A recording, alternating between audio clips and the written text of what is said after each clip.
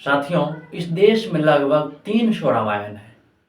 300 रामायणों में रामायण को अलग अलग प्रकार से दर्शाया गया है। कुछ लेखक है जिसका मानना है कि सीता जो थी कोई देवी नहीं थी, वह एक साधारण स्त्री थी, क्योंकि उसका जन्म से लेके उसकी मृत्यु तक का जो सफ़र है एक साधारण स्त्री की तरह है।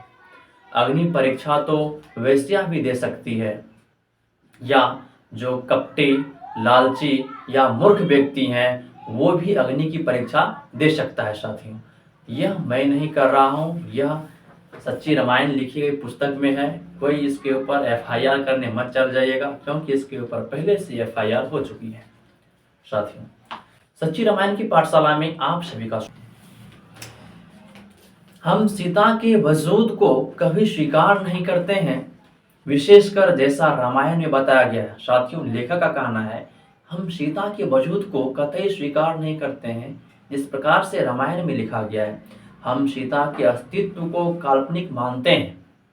साथियों, सीता का जो अस्तित्व है उसे काल्पनिक माना गया है। यही नहीं, यह कल्पना भी मूर्खता पर आधारित है। जो इस पे कल्पना करता है वो भी मूर्खता पर आधारित है। साथियों, रामायण लेखक ने सीता को कहीं भी एक पवित्र स्त्री, वीरांगना अथवा संवेदनशील स्त्री के रूप में प्रस्तुत नहीं किया है। साथियों, कोई भी लेखक माता सीते को वीरांगना स्त्री के रूप में या पवित्र देवी के रूप में कहीं इसका वर्णन नहीं किया है। ना ही कम से कम ऐसे स्त्री के रूप में प्रस्तुत किया है जो खुद के चरित्र को बचाने की कोशिश कर रही हो।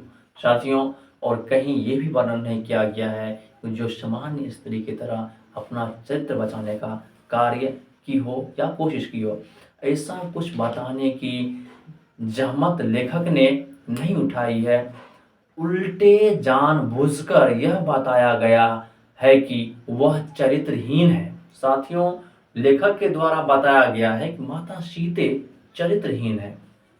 इसके अलावा यह कि रामायण केवल एक कपोल कल्पना है, बल्कि यह काल्पनिकता और असंभव परिस्थितियों पर आधारित है। साथियों, लेखक जो है रामायण को केवल कपोल कल्पना ही नहीं कहा है, बल्कि यह भी कहा है यह एक काल्पनिकता और असंभव परिस्थितियों पर आधारित एक ग्रंथ है। रामायण में सीता का वर्णन साधारण स्त्री के रूप में किया गया है।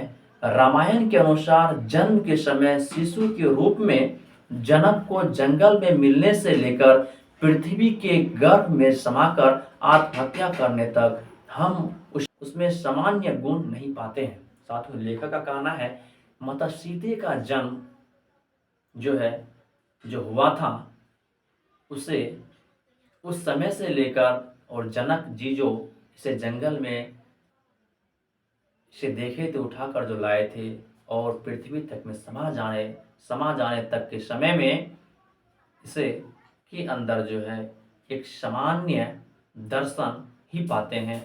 हमें उसमें किसी भी तरह के देवत्व या विशिष्ट मानुषी का दर्शन नहीं होता है। उसके अंदर किसी भी प्रकार की देवी तुल्य दर्शन नहीं होता है।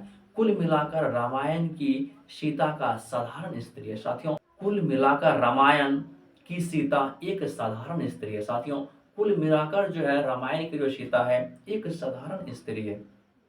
पर हमें इसमें कोई आश्चर्य नहीं लगता, क्योंकि हम आज भी वेश्याओं को मंदिर में होने वाले समारोहों में आग पर चलते हुए देखते हैं। क्योंकि साथियों, जिस प्रकार से माता सीते आग में समा गई, उसी प्रकार से मंदिरों में वेश्या भी आग में चलकर दिखाती है। ना केवल वेश्याएं ऐसा करती है, बल्कि धूर्त और फ्रेबी लोग आग पर चलने का काम आज भी करते हैं। बल्कि साथियों, धूर्त और फ्रेबी लोग भी आज आग पर चलने का कार्य करते हैं।